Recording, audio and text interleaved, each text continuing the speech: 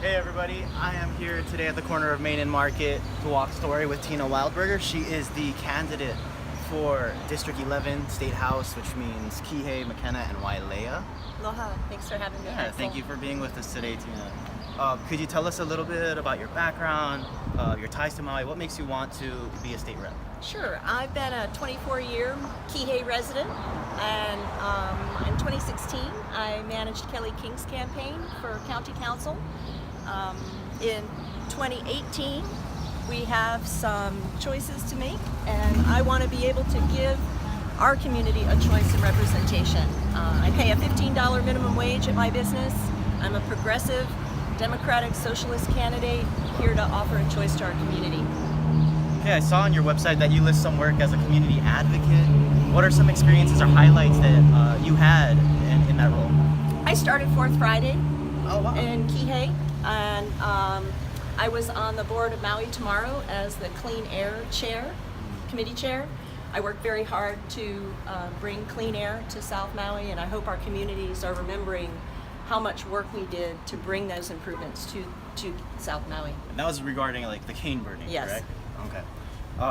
You also listed on your website that you had some experience as a hospitality industry professional. I was in hotel restaurant business until the year 2000, when my husband and I endeavored to small business. We own Kihei Ice now. We employ 16 people on Maui. So in Lahaina today, there's actually going to be a rally. It's organized by Unite Here, Local 5 Union, and it's specifically about... One job should be enough. Exactly, one job should be enough. So what are your thoughts about supporting working families, especially, the amount of workers we have in the hospitality and hotel industry? So I set the example. If a small business can pay a $15 minimum wage, big companies can also pay a living wage on Maui. And $15 is really barely the bare minimum. Right. We've got to be able to provide comprehensive benefits. We've got to be able to provide wages so that our families can afford housing. We want to be able to provide for our working people here. Mm-hmm. So if there were 3 issues that you think are the most important in Maui County that you would really shine a light on if you were at the Capitol, what would those 3 issues be? So for South Maui specifically, I would highlight environment as one category, with clean air, clean water, and healthy reefs kind of bundled together. Mm-hmm. Affordable housing, of course, and then the elephant in the room, the non-existent Kihei Public High School. We've been waiting a whole generation for a high school. South Maui is the only community that doesn't have a high school for our families. We've had a whole generation of children come and gone, have gone off to college, and never realized a high school in Kihei. So that's something that we really need to get some bulldozers on that parcel and get it rolling. Mm-hmm.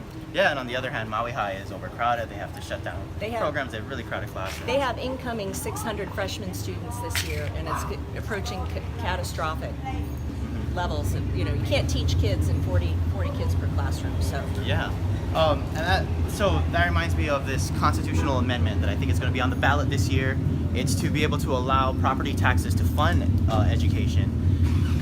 Is that something that you would support if you were in the legislature? So I was very pleased to get the endorsement of HSTA, and I'm for any and all funding sources that were viable for our teacher pay.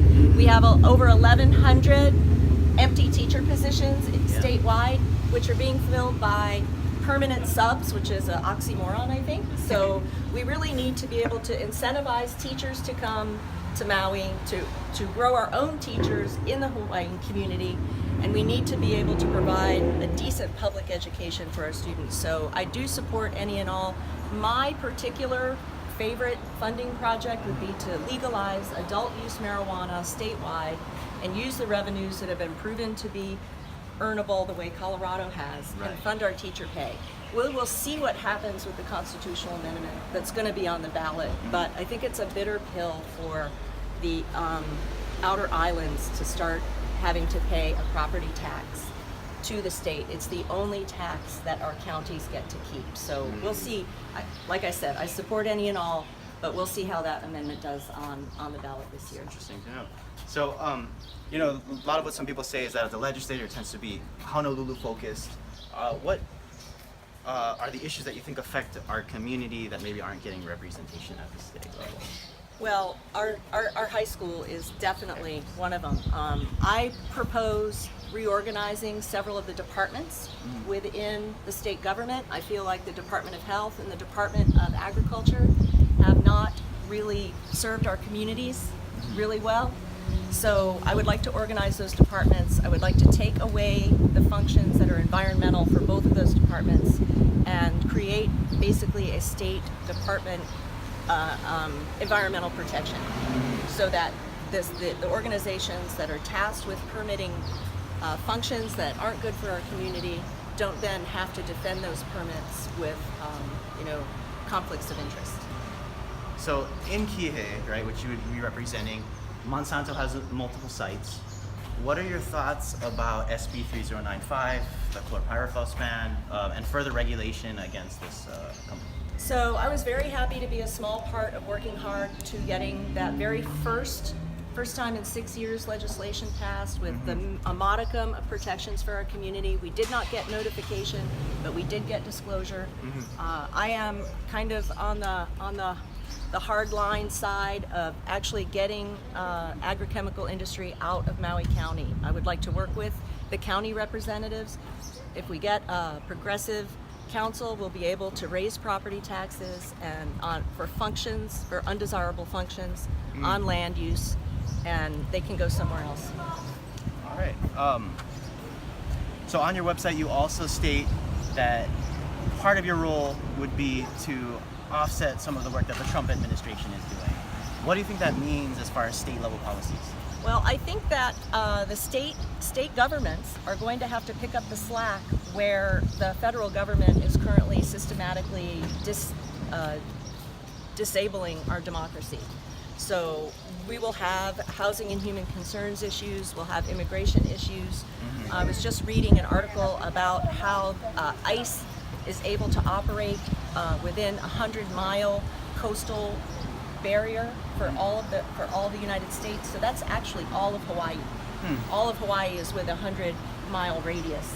So I support abolishing ICE entirely, and I want to protect our vulnerable populations.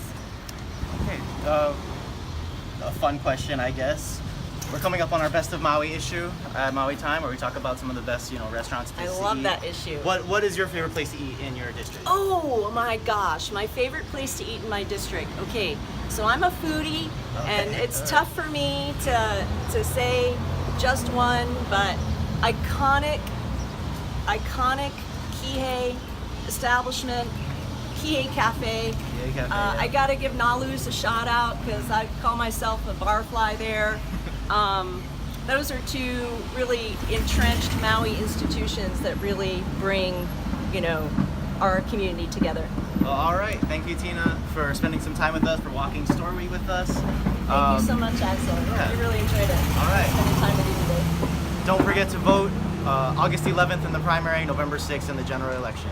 Thanks, Tina. Thanks a lot.